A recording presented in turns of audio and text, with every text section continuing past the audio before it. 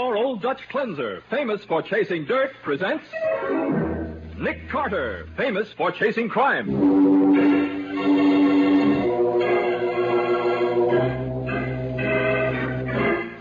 Every week at this time, two great names are joined as new post-war Old Dutch Cleanser brings you one of the most resourceful and daring characters in all detective fiction, Nick Carter, Master Detective.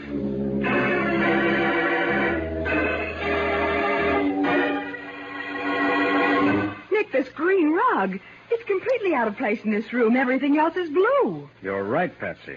It doesn't belong here at all. Good grief, at a time like this, you two have to worry about the interior decoration. Besides, there's no reason for a rug there. No, not unless it was placed there to cover something. Well, lift it up. Maybe you'll find somebody hiding under...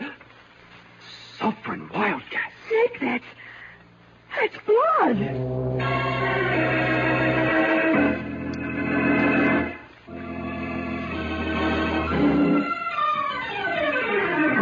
And now, the case of the Star of Evil. Today's adventure starring Lon Clark as Nick Carter. Brought to you by new post-war Old Dutch Cleanser.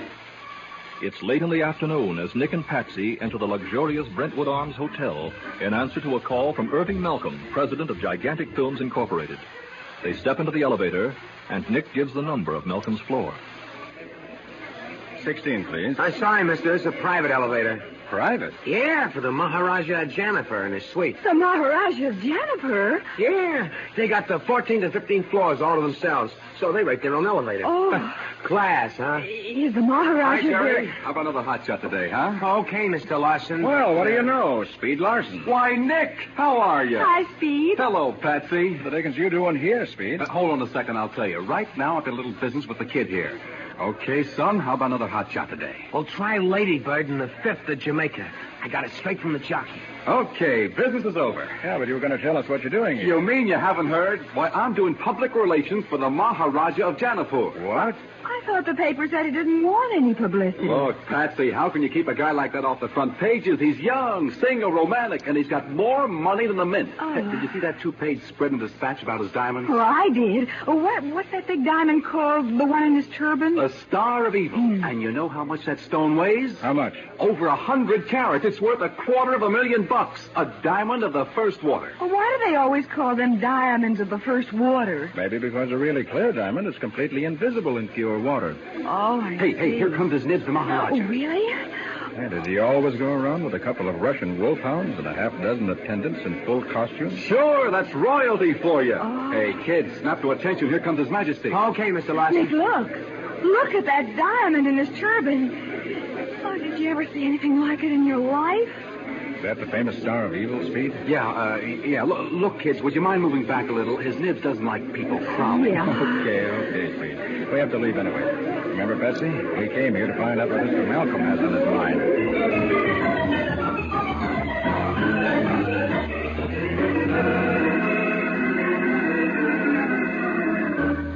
It's my daughter, Carter. She's disappeared. She left the hotel at 10 o'clock this morning, and I haven't seen her since. Oh, but that's only 6 hours ago, Mr. Malcolm. There's nothing to be alarmed about yet, is there? You don't know Linda, Miss Bowen. She's only 17, and she's led a very sheltered life. Sheltered? It sounds a little odd for the daughter of a Hollywood producer. No daughter of mine is going to marry an actor. I know them too well. I see. But now about her disappearance. Well, I can't tell you much.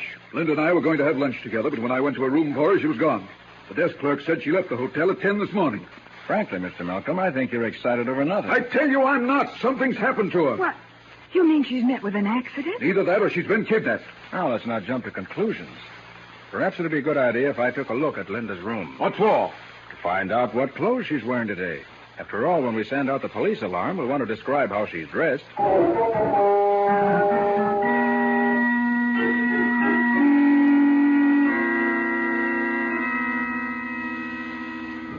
There's certainly plenty of dresses in this closet. Mr. Malcolm, can you tell what's missing? I'm afraid not, Carter. Here, wait a minute. Her leopard skin coat's gone. I know she had that with her. Did she bring all her things in these 2 bags? No, there should be one more, an overnight bag. And a jewel case, that's missing, too. In other words, she left with a jewel case, an overnight bag, and a fur coat for which today's weather is entirely too warm. I don't understand. It almost looks as though she's run away, doesn't it? Yes, it almost does. Nick, come over here. Yeah, what is it, Patsy? This blotter on the writing desk, it's a new one, but it has some pretty plain ink marks on it. All right, hold it up to the mirror. Uh-huh. Look. It's the end of a letter. I can make out until tomorrow. There's something else, and then darling, and the signature Linda. That's impossible. Linda doesn't call anyone darling. And that part that's blurred just before darling. That could be a name. Yeah, it could. Starts with a capital R. Could it be Robert? No. Luke's going the wrong direction. Looks more like Romney. Romney? Romney Lewis. So that's who it is. And who's Romney Lewis? The star of my latest picture, and exactly the sort of man I've tried to keep Linda away from. Well, I never heard of a movie star named Romney Lewis. This is his first picture, and believe me, it'll be his last. I picked him out of the gutter, and I'll kick him right back there. Now, hold on, Mr. Malcolm. We don't know that your daughter... I'll handle this myself, Mr. Carter, and I'll handle it my own way. Romney Lewis included.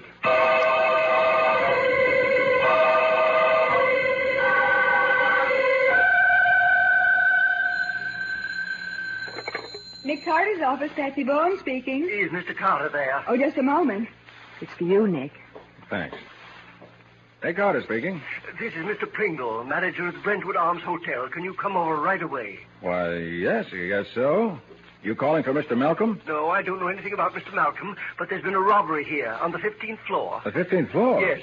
Isn't that the one occupied by the Maharaja of Janapur? Yes, that's why I want the hotel to have its own investigator on the case. The Maharaja's so much in the public eye, the publicity will be ruinous if we don't get it back. Get what back, Mr. Pringle? What's been stolen? That diamond of his, the Star of Evil.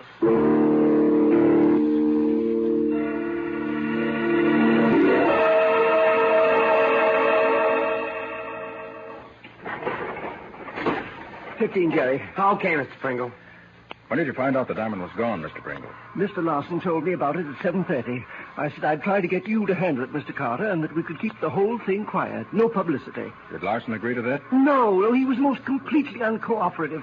As a result, the place has been simply crowded with police officers and with reporters from every paper in town.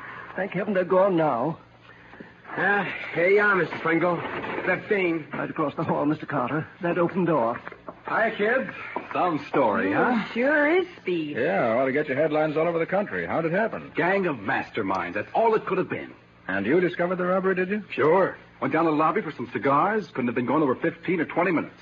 Right, Jerry? Oh, about 10, I'd say, Mr. Larson. And when I brought him back up, Mr. Carter, he knew what had happened before he even got out of the elevator. You knew the diamond had been stolen, Speed? I sure did. How could you tell that? Well, the door was open to this room, and I could see his nib's turban lying on the floor with the Star of Evil ripped right out of it, like it is now. Well, where was the Maharaja? I don't know. He was in the room when I left, but I guess he went out. Well, he wouldn't go anywhere without his turban, would he? Well, maybe he's prowling around incognito, like some old guy in the Arabian Nights. Look, Speed, nobody walks away and leaves a $250,000 diamond lying around without even closing the door. You don't know his nibs. To him, $1 million is peanuts. Peanuts? Hey, what was in this case here? Huh? This big Morocco leather case, lying open here on the table. Oh, yeah, that was stolen, too, I guess. Mohammed's Vengeance, he called it. It's a sword. A sword? Yeah, a big, heavy thing like a cavalry saber. It's got a solid gold handle crusted with rubies and emeralds. Nick, you notice that little rug over there? Where, Patsy? Over against that door. This whole room is decorated in blue, so what's a green rug doing in here? What? Somebody must have moved it, Miss Bowen. That rug belongs in the bedroom. Good grief, here we've got the biggest jewel robbery of the century, and you, too, have to worry about the interior decorations. You're right, Patsy. There's no reason for a rug there at all. Not unless it was placed there to cover something. So now we're going to look under the rugs, huh? What do you expect to find? Somebody hiding there? Suffering wildcats. Nick, that's blood on the floor, isn't it? Blood. Yes. And on the sill of this door, too. The rug was placed here to hide it. It looks as though part of the blood stain is on the other side of the door. Oh. It's locked. Where's this door lead to, Mr. Pringle? Why, it's just a closet. Have a key? No, but the housekeeper has one. I'll go get it, Mr. Pringle. All right, Jerry. And then hurry. Oh, you bet. Nick, are you thinking the same thing I am? Afraid I am, Patsy. I'm afraid that when we open that door, we'll find out why the Maharaja is no longer interested in the Star of Evil.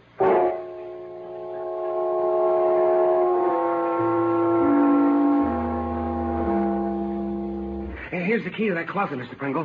The one in the living room was gone, so I had to go down to the desk. Thanks, Jerry. Here, Mr. Carter. Thanks.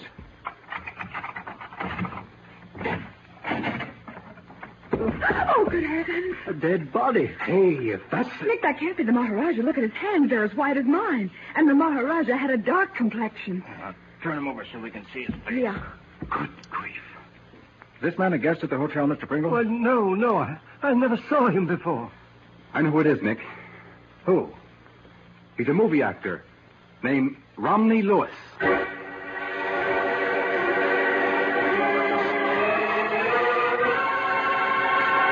Romney Lewis, who's supposed to be in Hollywood, is found dead in the New York hotel rooms of the mysterious Maharaja of Jaipur. And Linda Malcolm, in love with Lewis, has disappeared. We'll see what happens in just a moment.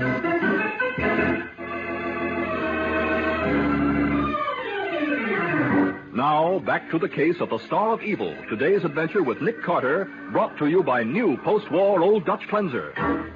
It's been almost an hour since Nick found the body of Romney Lewis locked in a closet of the Maharaja of Jaipur's hotel suite. Sergeant Matheson of the Homicide Squad has arrived to take over. And you say that when you opened the closet, Nick, this sword was in there as well as the body? That's right, Matty.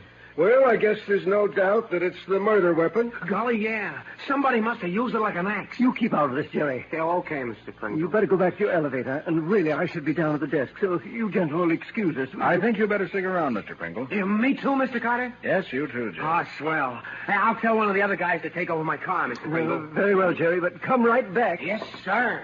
Okay, Speed. This isn't a publicity story any longer. It's murder. Open up and tell us the truth about the Maharaja. Nick, you've got to believe me. I didn't count on anything like this. Well, then, where is His Highness? And why was this Romney Lewis in this room when he should have been 3,000 miles away in Hollywood? Did he know the Maharaja? Know him? He was the Maharaja. What? It was all a publicity gag. Lewis was the star of a movie called The Star of Evil. It's going to open here in a couple of weeks. Oh, fine. It plays an East Indian prince in it, so we thought we'd get a lot of publicity out of the fake robbery. Fake robbery? You mean the diamond hasn't really been stolen? I don't know, Nick. We planned it for tomorrow, but when I came up here and saw the turban on the floor with the diamond gone, well, I thought somebody jumped the gun, so I went into my act. Speed, how much was that diamond really worth? Oh, a couple of hundred, maybe. Hey, Eddie's taking over the elevator for me, Mr. Pringle. Now, what can I do for you, Sarge? You can keep quiet till I call on you. Well, I will see. Now, look, Speed, when you went downstairs at 7:15, was Lewis alone here in the suite on this floor? Yeah, he was in his bedroom changing clothes for dinner.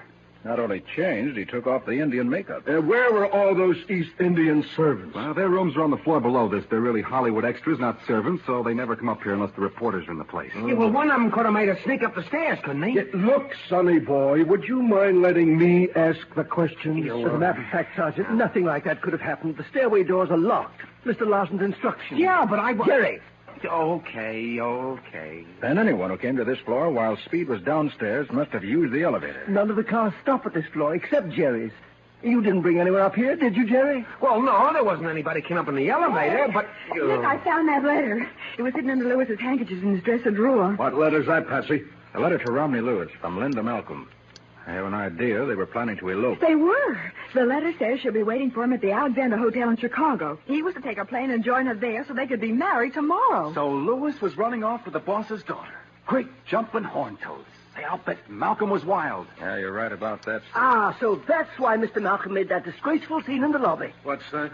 What do you mean, Mr. Pringle? As I was going on duty at the desk about 7 o'clock, there was a commotion over by the elevators, and I looked up just in time to see Mr. Malcolm grab the Maharaja, Mr. Lewis, that is, by the coat as if you were actually going to strike him. Did you hear what they said? No, but he was terribly angry. Anyone could see that. Yeah, I heard him, Sarge. He said, if you don't keep away from my daughter, I'll kill you. Well, I guess that solves this case, all right. Don't be so sure, Matty. What? How do you think Malcolm got here? Jerry says nobody came to this floor by elevator, and the stairway door was locked. That's what I've been trying to tell you. Mr. Malcolm stand on the floor above this, and that stairway door ain't locked. What? It isn't? No, I noticed it when I was out in the hall a minute ago. Come on, Nick. We're going to call on Mr. Malcolm in a hurry.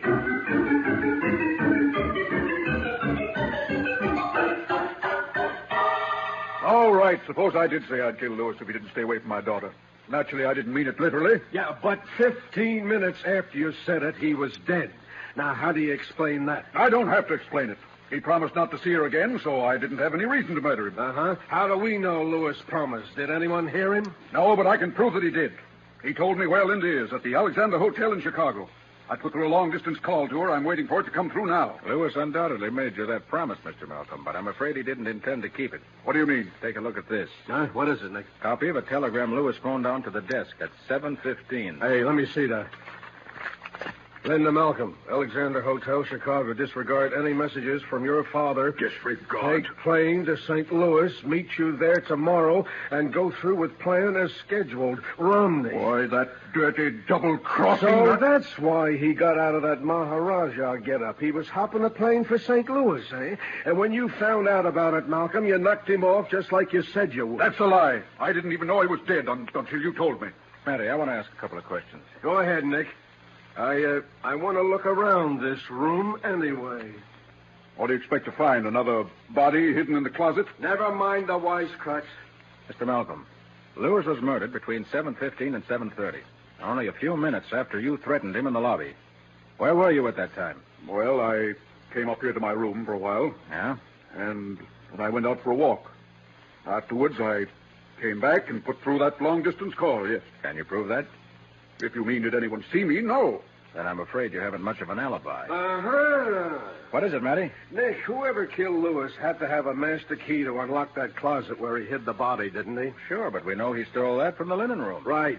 Mr. Malcolm, are you sure you didn't go down there and swipe that key when you came upstairs after threatening Lewis in the lobby? Of course I'm sure. And you didn't use that same key to unlock the stairway door so you could walk down one flight, knock off Lewis, and then get back to your own floor? I most certainly did not. All right, then why did you hide the key under the scarf on your dresser? What? You found the key, Matty? Sure I did. How could I miss it in a spot like that? I don't know anything about it. I never saw that key before. No? Well, you're going to see it again, Mr. Malcolm, and plenty. You're going to see it in court, because this key is the evidence that's going to convict you of murder.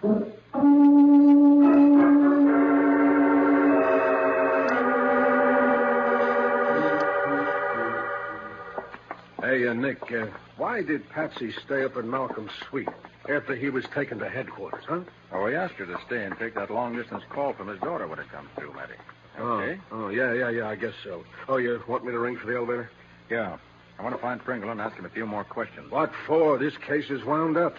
Think so? Why, sure. Malcolm's guilty. Every bit of evidence points to him. That's the trouble, Matty. Why would a smart guy like Malcolm leave so many clues? Well, And why would he murder a man right after threatening him in front of witnesses? Because he was too mad to think about being smart.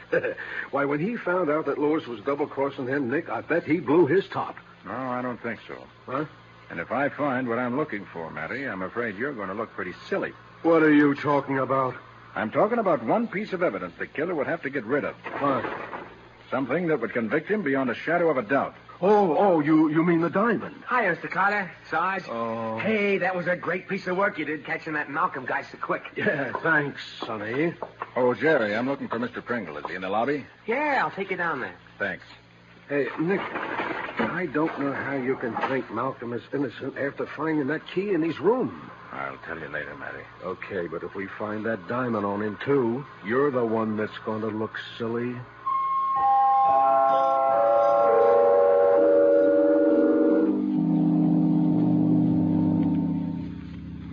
Mr. Pringle, say you want to look in the incinerator. Well, this here is it. Thanks, Sam. Has there been a fire in here in the last few hours? No, sir, Mr. Carter. I was just getting ready to start one now. Oh, look, Nick, why do you think anybody would want to hide a diamond in the incinerator? I'm not worried about the diamond, Matty. Well, then what? Sam, Nick... if I give you $5, will you crawl in that incinerator and try to find something for me? Yes, sir. What do you want me to look for? Suit of clothes, Sam. A blood-stained suit of clothes. Blood? Well, I don't know about that. I'll make it $10. Well, okay. For $10, I don't mind blood. Wait till I open the door. Here. I'll help you get in. All right, now you go. Hey, Nick, what's all this about a blood-stained suit of clothes? Well, if you recall, Matty, the murderer didn't stab with that sword. He chopped. Yeah, I know. I saw the body. And then he dragged Lewis inside that closet.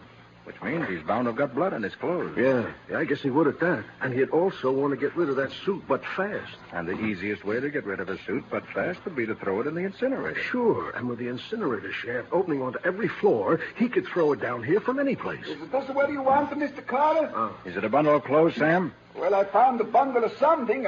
I handed out the door to you, huh? Okay, now here you are. Matty, this is it. Look, for the love of Pete. And that must belong to... Let's not waste time talking. I'll have to grab him before he gets away.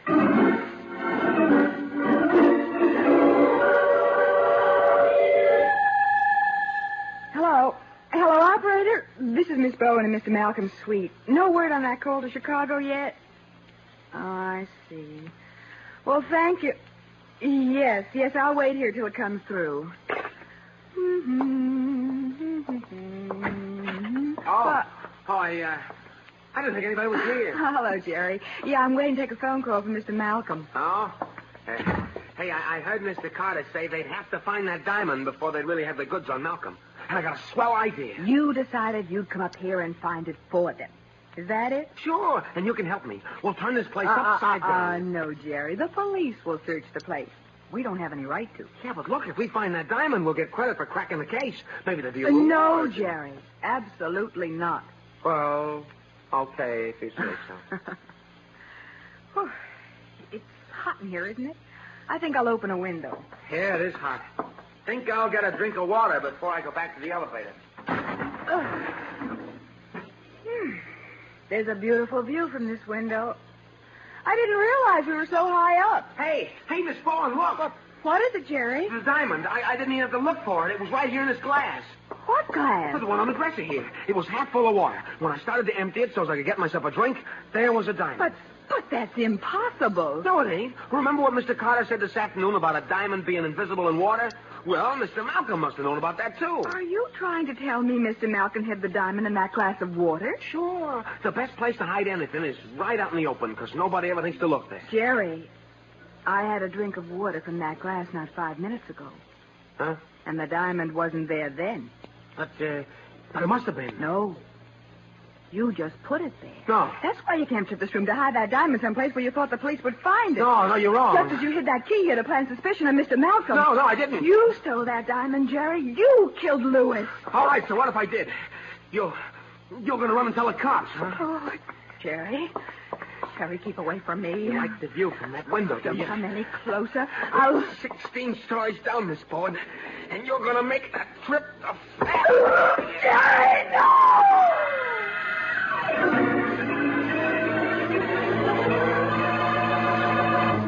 Patsy clings desperately to the window frame, but her strength is no match for Jerry's.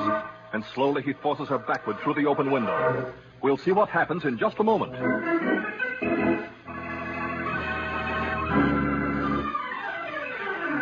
Now for the conclusion of the case of the Star of Evil. Today's adventure with Nick Carter, brought to you by new post-war Old Dutch cleanser. In a suite at the Brentwood Arms Hotel, Patsy stands by an open window facing a killer who says, That's 16 stories down, Miss Bowen, and you're going to make that trip the fast way. Jerry, no! Hey, let her go, Jerry. I missed that time on purpose, but I won't miss again. But, Nick. Oh, Nick. Mr. Carter, I was just... trying to kill me. No. He was pushing me out the window. He killed Romney Lewis. No. We know, Patsy. Come on, you little... From now on, the only windows you'll be looking out of are going to have bars on them.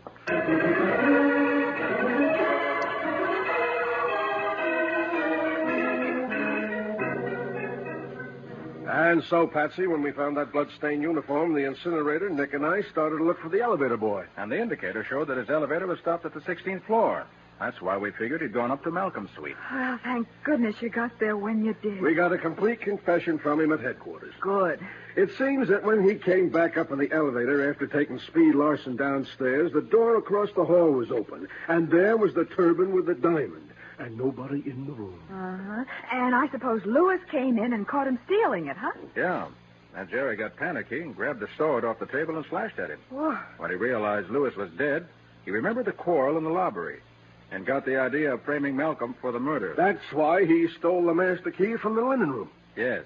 He locked Lewis's body in the closet, unlocked the stairway door, then planted the key in Malcolm's suite. Yeah, but what about the blood-stained uniform? That was his next move. Huh?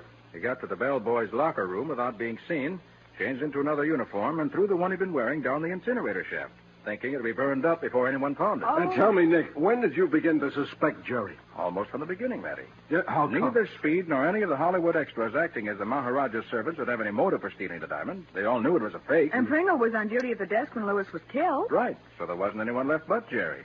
That is, after I eliminated Malcolm. Yeah, you eliminated everybody but Jerry. And after his trial, Nick, I got a hunch the state is going to eliminate him.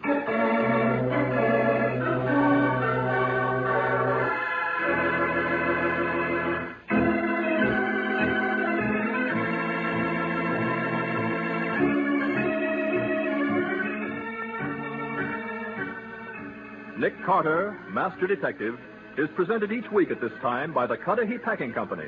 It is produced and directed by Jock McGregor and is copyrighted by Street and Smith Publications, Incorporated. Charlotte Manson is featured as Patsy. Matty is played by Ed Latimer. Today's script was written by Jim Parsons. Original music is played by Henry Silverne.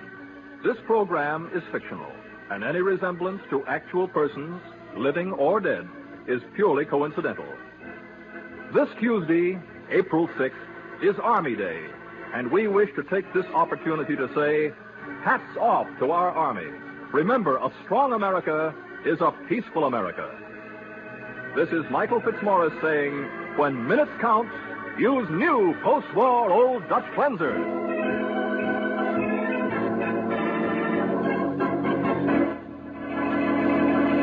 This is the Mutual Broadcasting System.